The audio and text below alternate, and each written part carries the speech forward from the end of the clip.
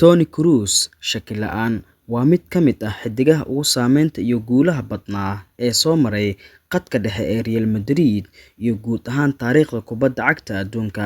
Muddadii uu joogay masraxa caanka ah ee Santiago Bernabeu, waxa uu noqday mashiinka maamula garaaca wadnaha iyo hab ciyaareedka kooxda, isagoo garoonka dhexdiisa ka ahaa hogaamiye aan marnaba qaldamin. Haddaba daawade, nala sii joog ilaa dhammaadka muuqaalkan si aad u ogaato sirta ka dambeysay guulaha waalida ah ee xiddigan. Hase yeeshee, ha ilaawin inaad like saarto muuqaalka, channelkana subscribe dhahdo. Mahadsanid. Aan usii gudagalno muuqaalkeena. Imaanshihiisii Bernabeu iyo qiimihii aadka u jabnaa. Toni Kroos waxa uu Real Madrid ku soo biiray xagaagii 2014 isaga oo ka yimid kooxda Bayern Munich kadib markii uu Jarmalka la soo qaaday koobka adduunka. Real Madrid ayaa ku heshay qiimo aad u jaban oo dhan 25 milyan oo euro ilaa 30 milyan oo euro, maadaama uu qandaraaskiisu sii dhacayay. Heshiiskan waxaa loo tixgeliyaa mid ka mid ah saxiixyadii ugu raqiisanaa uguna wanaagsanaa taariikhda kubadda cagta. Safashadiisii ugu horeysay iyo koobkii koowaad. Toni Kroos kulankiisii ugu horeeyay ee rasmi ah waxa uu saftay taariikhdu markay ahayd 12 Agoost 2014, ciyaar ka tirsanayd tartanka UEFA Super Cup oo ay 2-0 uga badiyeen kooxda Sevilla. Toni Kroos ayaa ku soo bilowday kulankaas shaxda koowaad, wuxuuna isla habeenkaasba ku guuleystay koobkiisii ugu horeeyay isaga oo xiran maaliyadda cad ee Real Madrid.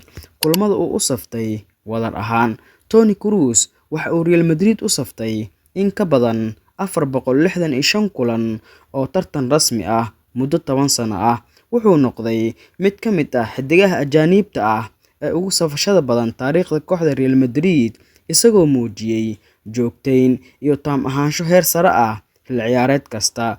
Goolashii uu dhaliyay wadar ahaan, inkasta uusan ahayn gool dhaliye dabiici ah, haddana Toni Kroos waxa uu Real Madrid u dhaliyay 28 gool. Goolashiisa inta badan waxay ahaayeen kuwo farsamo sare xambaarsan oo uu ka soo toogtay banaanka diilinta ganaaxa. Goolashii uu caawiyay wadar ahaan iyo hal abuurkiisa, Toni Kroos waxa uu ahaa mashiinka caawinta kooxda Real Madrid, isagoo diiwaangeliyay 99 caawin oo rasmi ah. Wuxuu ahaa laf-dhabarta laadadka xorta ah iyo koornooyinka, isagoo caawiyay goolal muhiim ah oo ay madaxa ku dhaliyeen saaxiibadiis sida Sergio Ramos, Cristiano Ronaldo iyo Karim Benzema. Saddex geesoodkii khadka dhexe ee KMC, Toni Kroos waxa uu xubinta ugu muhiimsan ka ahaa khadka dhexe ee saddexda ahaa ee ugu caansanaa qarnigii 21aad. Casemiro, Toni Kroos iyo Luka Modric isku darkoodu waxay Real Madrid u sahashay inay xukunto qaaradda Yurub, iyadoo Kroos uu ahaa mashiinka hagayay xawaaraha ciyaarta.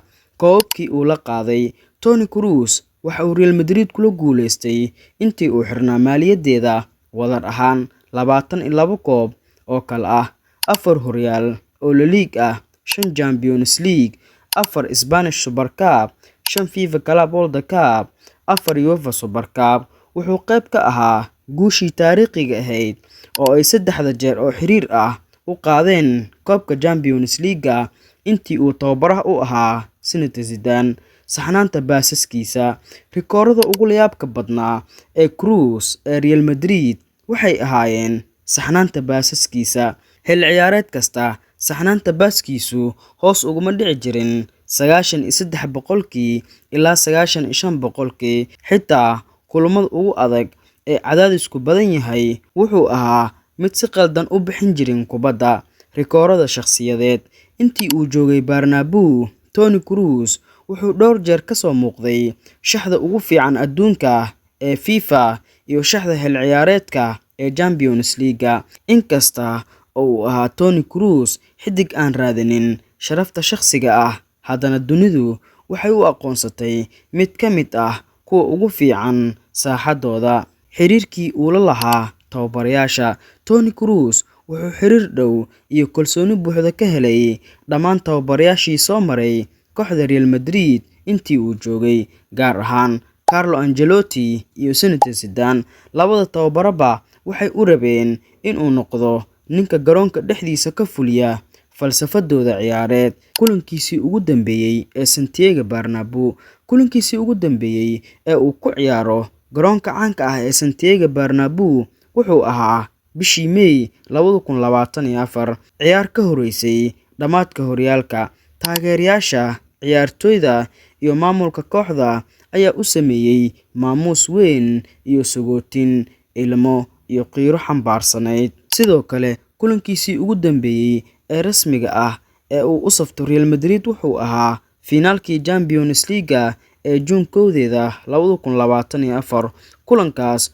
oo Real Madrid 2-0 uga badisay kooxda Borussia Dortmund.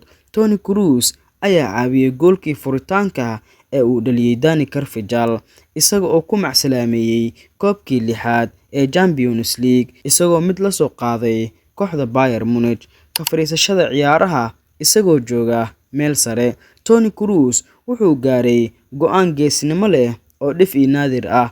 Waxa uu ciyaaraha ka fariistay xagaagii 2024 isagoo 34 sano jir ah, weliba xilli uu ku jiray qaab ciyaareedkiisii ugu sareeyay. Wuxuu diiday lacagihii waalida ahaa ee horyaalada Bariga Dhexe iyo Mareykanka uga imaanayay, isagoo oofiyay ballanqaadkiisii ahaa waxaan rabaa inaan kubadda cagta uga fariisto Real Madrid anigoo jooga heerka ugu sareeya.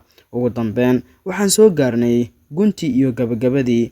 Toni Kroos kubadda cagta uguma bixin si fudud, wuxuu garoomada ka tagay isagoo boqor ah. Sidoo kale, wuxuu Real Madrid kaga tagay dhaxal dahabi ah iyo mabaadi' ka weyn lacagta. Daawade, sidee u aragtaa go'aankii uu ciyaaraha kaga fariistay Toni Kroos isagoo jooga meesha ugu sareysa? Ma kula tahay in la heli doono beddelkiisa? Waad ku mahadsan tahay inaad nala joogtay ilaa dhamaadka muuqaalkan. Haddii uu muuqaalka ku cajabiyay, fadlan subscribe noo saar, sidoo kale muuqaalka like saar si aadan u seegin marnaba muuqaalada xiga. Intaan ku kulmi doono muuqaalkan la mid ah, waxaan idinkaga tagayaa sidaas iyo nabadgelyo.